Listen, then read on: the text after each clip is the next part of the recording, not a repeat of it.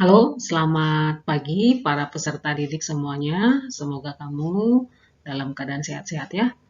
Hari ini kita akan belajar IPA yang judulnya struktur dan fungsi tumbuhan. Subtopiknya struktur dan fungsi jaringan pada batang. Yuk kita ikuti pembelajarannya. Semoga kamu semangat ya. Oke, coba perhatikan ini adalah batang. Secara umum, gambarannya bahwa batang itu bentuknya panjang, bulat, seperti silinder, ya, memiliki ruas-ruas. Jadi ruas-ruas ini istilahnya internodus, yang masing-masing dibatasi oleh buku-buku atau nodus. Jadi antara buku ada ruas, gitu ya.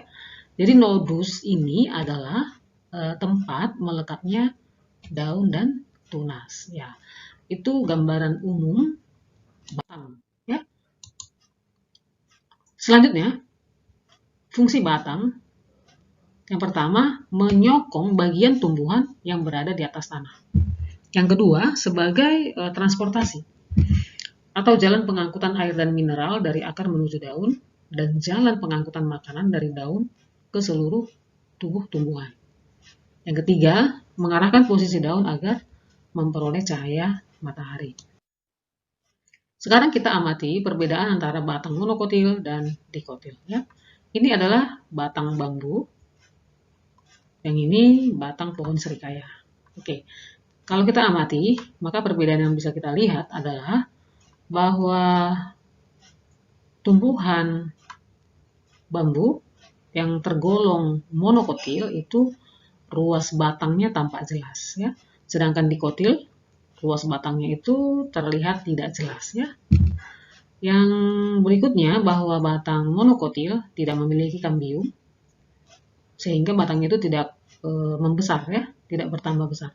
Sedangkan kalau dia tumbuhan dikotil memiliki kambium. Dan adanya kambium ini mengakibatkan batang pohon itu semakin lama semakin membesar. Ya.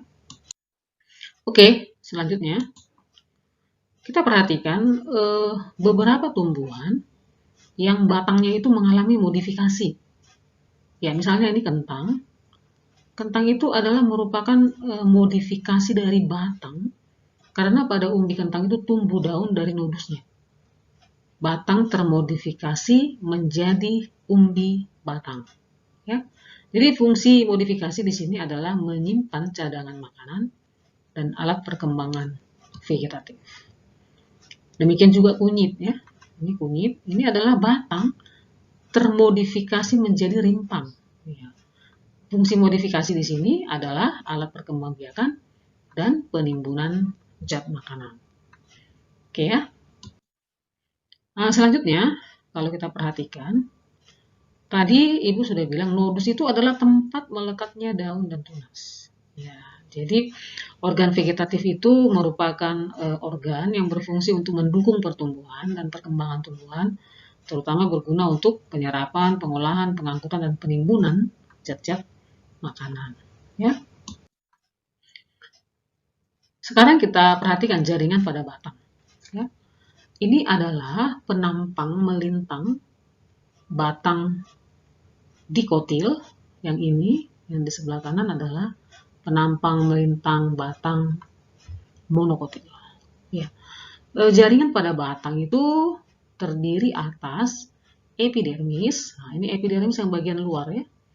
Epidermis, lalu setelah epidermis masuk lagi ke dalam disebut dengan korteks. Lalu ke dalam lagi ada berkas pengangkut yang berupa xilem dan flum. Lalu ada kambium untuk dikotil, ya. Kalau monokotil tidak ada kambiumnya. Lalu ada empulur. Ya. Jadi kalau kita perhatikan pada batang dikotil itu berkas pengangkut tersusun dalam lingkaran. Ini kita bisa lihat, ya. Dia teratur dalam lingkaran. Sedangkan pada batang monokotil itu berkas pengangkutnya tersebar. Ya. Nah, coba kita lihat, ini bagian luar tadi Ibu bilang adalah epidermis. Ya. Pada tumbuhan dikotil yang sudah dewasa, itu epidermisnya akan rusak. Ya. rusak dan digantikan oleh jaringan gabus. Ya. Pada bagian yang lebih dalam tadi Ibu bilang ada korteks. Korteks itu tersusun atas jaringan parenkim. Pada beberapa tumbuhan, tadi yang seperti Ibu bilang, tebu, kentang, dan kunyit, itu daerah korteks itu adalah daerah tempat cadangan makanannya disimpan. Ya. Selanjutnya, berkas pengangkut pada batang itu merupakan kelanjutan dari berkas pengangkut akar. Jadi dari akar ke batang, melalui berkas pengangkut, air dan mineral akan diserap akar, diteruskan ke berkas pengangkut pada batang, lalu menuju ke daun. Ya. Pada batang dikotil, berkas pengangkut itu tersusun dalam lingkaran. Tadi sudah Ibu bilang ya. Sehingga pada batang, beda kalau dia pada batang monokotil. Ya. Dia berkas pengangkutnya tersebar. Lalu untuk dikotil, antara xilem dan phloem itu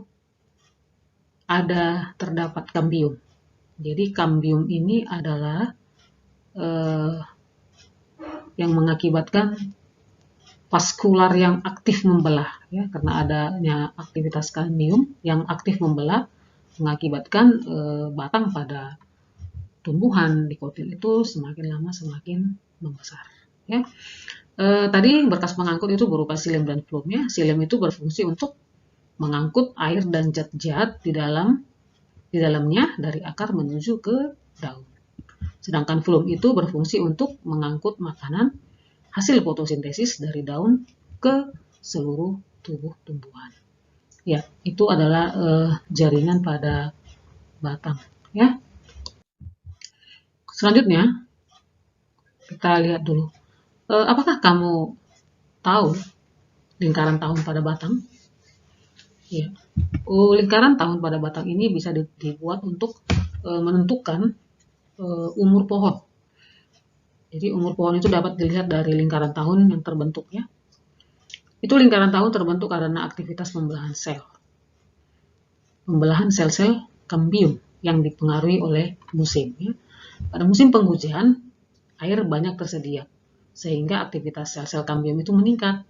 Namun keadaan sebaliknya, ketika musim kemarau, perbedaan inilah yang menyebabkan terbentuknya lingkaran tahun, yang dapat diprediksi menjadi usia daripada pohon tersebut. Ya, ini kita lihat gambarnya. Oke, nah, sekarang untuk memahami lebih lanjut, coba kita kerjakan soal-soal ini ya. Pertama, perbedaan berkas pengangkut pada batang monokotil dengan batang dikotil adalah, coba kamu pilih A, B, C, D, mana yang betul? Berkas pengangkut pada dikotil tersusun tidak beraturan, berkas pengangkut pada monokotil tersusun beraturan, berkas pengangkut pada dikotil dipisahkan oleh kambium, berkas pengangkut pada dikotil tidak memiliki kambium. Yang mana yang benar? Berkas pengangkut pada dikotil dipisahkan oleh kambium. Ya, itu jawabannya ya. Berkas pengangkut pada dikotil dipisahkan oleh kambium. Oke. Selanjutnya, umur pohon dapat dilihat dari garis-garis yang menunjukkan hasil kegiatan dari suatu masa pertumbuhan. Garis-garis itu disebut, ya tadi sudah ditentukan adalah jawabannya lingkaran tahun. Oke. Berikutnya, perhatikan gambar ini. Nah, ini adalah gambar penampang batang dikotil. Oke, bagian yang berfungsi sebagai jaringan pengangkut ditunjukkan oleh gambar yang mana? Jaringan pengangkut itu tadi apa? Yaitu xilem dan phloem. Ya, xilem dan phloem nomor berapa? Nomor ini ya, 3 dan 4. Oke. Yang terakhir, susunan anatomi batang berikut yang tidak dimiliki oleh tumbuhan dikotil adalah: kulit dan kayu dapat dipisahkan. B. Pembuluh angkut tersebar. C. Pembuluh angkut dalam lingkaran. D. Kayu dan kulit dipisahkan oleh kambium.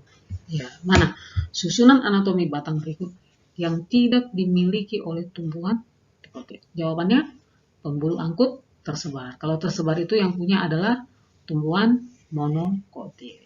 Oke, demikian pembelajaran kita. Semoga kamu dapat memahami pelajarannya hari ini. Tetap semangat belajar. Kita doakan semoga pandemi COVID berlalu sehingga kita boleh belajar dengan tatap muka ya. Terima kasih.